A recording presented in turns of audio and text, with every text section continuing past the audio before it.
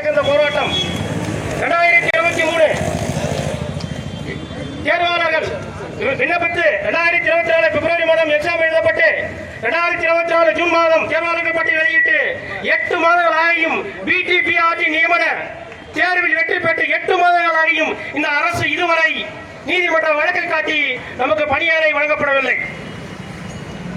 பணியாளை வழங்கப்படாத காரணம் நிதியா இல்லை நீதியா? நிதி பிரச்சனை என்றால் நிதிநிலையை சரி செய்துவிட்டு பணியாளை கொடுக்கும் பொறுப்பு யாருடைய பொறுப்பு? இந்த அரசாங்கத்தின் பொறுப்பு தானே. நீதிதான் பிரச்சனை என்றால் நீதிமன்றத்தில் வழக்குகளை உடைத்து பணியாளை கொடுக்கும் பொறுப்பு யாருடைய பொறுப்பு? அதுவும் இந்த அரசாங்கத்தின் பொறுப்பு தான். தகுதி வாய்ந்த ஆசிரியர்கள் இருக்கும் போது தற்காலிக ஆசிரியர் எதுக்கு பள்ளியில 3 எக்ஸாம் எழுதி வச்சிருக்கிறேன். இது என்ன கணக்கு? 8 மாதங்கள் ஆகியும் நமக்கு பணி நியமனம் செய்யல. என்ன கணக்கு? தற்காலிக ஆசிரியர் கணக்கா, இல்ல நீதி கணக்கா, இல்ல நீதிமன்ற கணக்கா, இல்ல 2026 சட்டமன்ற தேர்தல் கணக்கா? என்ன கணக்கு இது? நாங்கள் என்ன குற்றம் செய்தோம்? 2021 உங்களை ஆதரவு தெரிவித்தோம், அது குற்றமா? ஆசிரியர் தகுதியை வெற்றி பெற்றே அது குற்றமா? தமிழ் தகுதியை வெற்றி பெற்றே அது குற்றமா? நியமன தேர்வை வெற்றி பெற்றே அது குற்றமா? நாங்கள் ஆசிரியர் படித்தது காரணம், ஆசிரியர் படித்தது குற்றமா? என்ன குற்றம் செய்தோம்? அன்பு சார், எங்களுக்கு பணியாளர்கள் கொடுங்க சார். அன்பு சார், 8 மாதங்கள் ஆகும் சார். ஏன் சார் இந்த தாமதம்? காரணம் சொல்லுங்கள். விரைவில் விரைவில் விரைவில் என்று எத்தனை விரைவில் சார்? இது வரைக்கும் 10,000 விரைவில் நீங்க சொல்லிட்டீங்க சார். ஜூலை மாசத்துல இருந்து விக்கிரவாண்டி தேர்தல் இடைத்தேர்தல் நடந்தப்ப அப்பயே சொன்னீங்க ஆகஸ்ட் மாசம் பணியாளை கொடுக்கப்படும் சொன்னீங்க. விக்கிரவாண்டி இடைத்தேர்தல் அதுல இருந்து சொல்லிட்டு வரீங்க, இதுவரை சொல்லிட்டு வரீங்க. வழக்கு கொண்டு வர மாட்டாங்க. வழக்கு யார் சார் கொண்டு வரணும்? நாங்க வழக்கு கொண்டு வர தடுக்கிறாங்க. யார் சார் தடுக்கிறாங்க வழக்க? சார் அரசாங்க நீதி நீங்க சார், அதிகாரம் உங்கள்கிட்ட இருக்கு சார். உங்களை மீறி தனிநபர் எப்படி சார் வழக்க தடுப்பாங்க? சார் தனிநபர் அமர்வு நீதிமன்றம், தனிநபர் அமர்வு நீதிமன்றம் கொடுத்த இந்த தடையான உத்தரவு செப்டம்பர் 23 சார். இது வரைக்கும் 5 மாதங்கள் தடை உத்தரவு இருக்கு சார். ஏன் சார் மேல்முறையீடு பண்ணல? ஏன் மேல்முறையீடு பண்ணல? இந்த வழக்கை ஏன் கொண்டு வர மாட்டீங்க?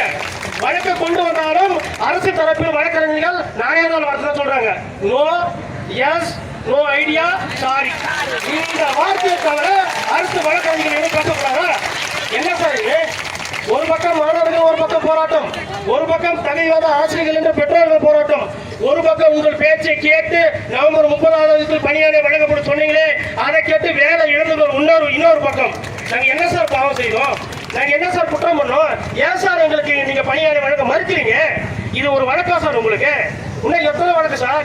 சார் நீங்க பணியாளை வழங்க எப்போ வழங்க, எப்ப வழங்க போறீங்க அதை சொல்லுங்க சார். எப்ப சார் வழங்க போறீங்க? 2026 சட்டமன்ற தேர்தல் கணக்கு வச்சு வழங்க போறீங்களா? நீங்க எப்ப வழங்க போறீங்க சார்? 8 மாதம் சார். சென்னைக்கும் திருச்சிக்கும், சென்னைக்கும் திருச்சிக்கும், சென்னைக்கு திருச்சிக்கும் மழை, வெயில், புயல் இல்லாம அலைஞ்சு திரிஞ்சுட்டாங்க சார். எதுக்கு சார்? நீங்க ஏதாவது ஒரு வார்த்தை சொன்னீங்களா பணி நியமனம் செய்ய மாட்டோமா அப்படின்னு? இது வரைக்கும் ஒரே ஒரு பணி நியமனம் கூட இல்லையா சார்? அன்பு சார், நீங்க கல்வித்துறை அமைச்சராக பதவியேற்ற 4 ஆண்டுகள் ஆகி போகுது சார். ஒரே ஒரு ஆசிரியர் பணி நியமனம் கூட இல்லை சார். ஒரே ஒரு ஆசிரியர் பணி நியமனம் இல்லை சார். முதலமைச்சர் அவர்களே, நீங்க எந்த மாவட்டத்துக்கு போனாலும் நாங்கள் மனுக்களை எடுத்து ஓடி உங்க பின்னாடி வந்தோம். எங்க ஆசிரியர் பெருமை கால்கள் உடைந்தது. மனுக்கள் கொடுத்து எங்க கைகள் சிவந்து போயின. ஒரு மனுக்களை கூட நீங்க படிக்கவில்லையா? 1 லட்சத்துக்கு மனுக்கள் கொடுத்தோமே, ஒரு மனுக்களை கூட நீங்க படிக்கவில்லையா?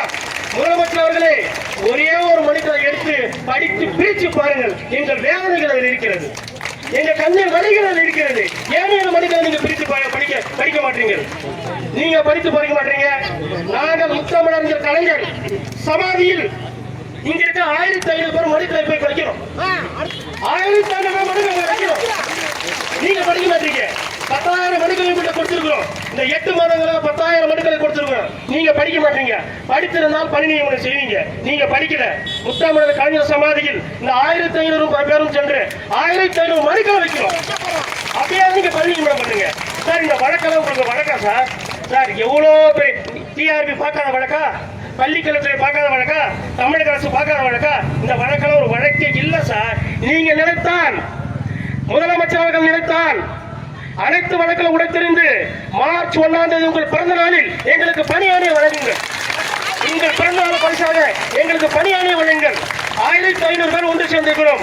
இதை விட குடும்பத்தோடு மார்ச் மாதத்தில் பணியிட வழங்கினால் இந்த சென்னை திரும்பாக்க அளவுக்கு ஒரு பிரம்மாண்டமான விழாவை நாங்கள் எடுக்கின்றோம். இந்த 2802 குடும்பங்களை சேர்ந்து மிக பிரம்மாண்டமான விழாவை எடுத்துக்கொண்டோம்.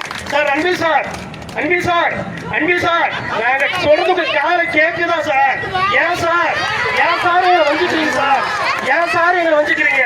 ஏன் சார் எங்களை கொடுமைப்படுத்துறீங்க சார்? அன்பில் சார், கொஞ்சம் மனம் இருக்குங்க சார், மனம் இருக்குங்க சார். நீங்க ஆசிரியர் பெருமக்களை பாருங்க சார். 50 வயதுல கடந்து 55 வயதுல கடந்து இருக்கிறாங்க சார். பாருங்க சார், உங்க பேச்சை நம்பி நானே வேலை இருந்தேன். அப்பவே சொன்னாங்க, தம்பி தம்பி ஆனந்தப்பட்ட சொன்னாரு, ராஜா மட்டும் பண்ணிடாத, இந்த கவர்மெண்ட் நம்பி ராஜா மட்டும் பண்ணிடாத. நான் பண்ணிட்டோம். திராவிட மாடல் அரசு, விடியல் அரசு, முதலமைச்சர் சொன்னால் நடக்கும் என்று 30ஆம் தேதி ராஜினாமா கருதி இருந்த வீரன் நடை போட்டு அப்பயே சொன்னாரு, அரசனை நம்பி புருஷனை விட்ட சங்கத்தில் நீங்க இணைஞ்சிட்டேன். முதலமைச்சர் அவர்களே, நீங்க முதலமைச்சராக பதவியேற்ற பொழுது முத்துவேல கருணாநிதி ஸ்டாலின் என்னும் நான் அப்படி பதவியேற்ற போது நாங்கள் ஆணவர் கண்டு விழிந்தோம். ஏன் தெரியுமா? நமக்கு விடியல் வரப்போகிறது என்று. ஆனால் விடியல் எங்கே முதலமைச்சர் அவர்களே? இன்னும் நம்ம விடியல் தானே இருக்கின்றோம். நெஞ்ச 3 தெருவில் எழுதி நெஞ்ச நிமிர்த்தி கைகள் புத்தகத்தை ஏந்தி பள்ளியில் பாடம் நடத்த வேண்டிய நாங்கள் இன்று கைகள் புத்தகத்தை ஏந்தி தெருக்களில் வீதி வீதியாக போராடி கொண்டிருக்கின்றேன். என்ன சார் காரணம்? அன்பில் சார், அன்பில் சார், கொஞ்சம் கேளுங்க சார், எங்கள் பணியாளரை கொடுங்கள் சார், பணியாளரை கொடுங்கள் சார் என்று கூறி விடை